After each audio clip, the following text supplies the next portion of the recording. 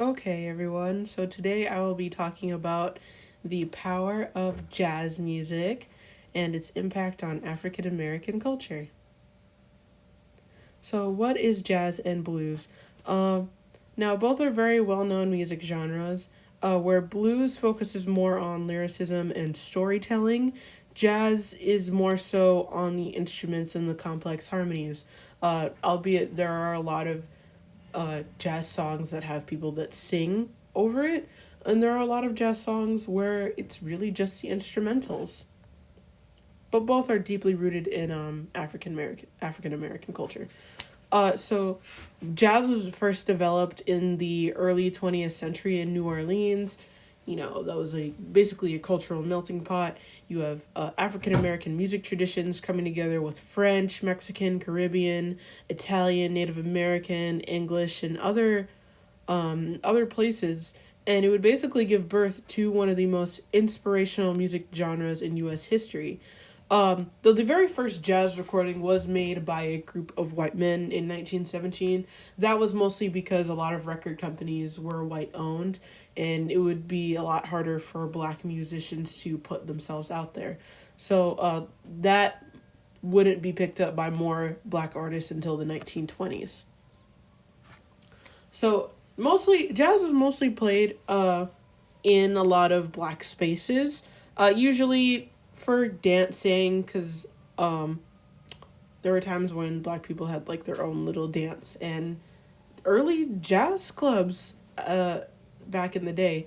So very fundamental instruments would be drums, trumpets, saxophone, bass. You have some percussion, stringed instruments. Uh, so a very early pioneer of jazz would be a man called Baby Dodds. This him, lovely in the corner, lead percussionist and was a drummer. He had joined King Oliver's Creole Jazz Band in 1922, and Dodds and Oliver would do tours, travel all around to different cities, and he would collaborate with other jazz artists and his brother as well.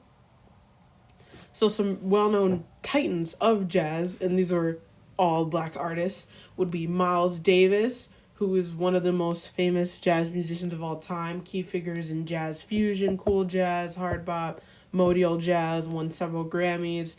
Louis Armstrong, there is not a almost everyone knows who that is, or if anything, they've all heard "What a Wonderful World." He is very much he's very much like noticeable through his gravelly voice. And then you have the queen of jazz, Ella Fitzgerald, who is considered to be the best female jazz singer of all time. And that's them right there. So there are a lot of ways that jazz connects to African American culture. There were times when white artists tried to undermine and dilute its authenticity. Uh, Jazz became an integral part for struggle and equality. Musicians used it to put their voices out there and to express that there was injustice within the black community, and would basically amplify the voices of like a civil rights movement. And it would represent having creativity and a spirit of resistance, and would uplift black people.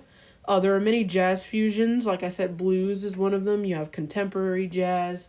Hip hop and electronic music was also inspired by jazz early on. It's definitely grown in popularity. You have some modern jazz artists. One such as Kamasi Washington, a black saxophonist. He played with Kendrick Lamar on his album To Pimp a Butterfly. And then you have Esperanza Spalding, a young bassist and songwriter. She released albums in 2006, has won several Grammy Awards as well. So, and not only, you will see that there are multiple jazz clubs that have popped up, not just in the US, but all over the world. So, many people have definitely taken inspiration from jazz and black culture.